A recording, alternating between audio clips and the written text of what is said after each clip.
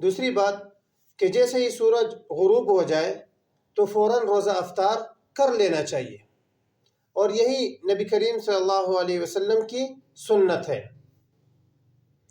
کیونکہ نبی کریم صلی اللہ علیہ وسلم نے ارشاد فرمایا کہ لوگ اس وقت تک بھلائی میں رہیں گے کہ جب تک وہ افطار کرنے میں جلدی کرتے رہیں گے۔ اس لیے افطاری کے وقت موبائل میں مشغول ہونا یا کسی اور کام میں مشغول ہونا یا کسی کے ساتھ گپ شپ میں مشغول ہو کر افطاری میں دیر کرنا، یہ نبی کریم صلی اللہ علیہ وسلم کا طریقہ نہیں تھا، اور اللہ تعالیٰ بھی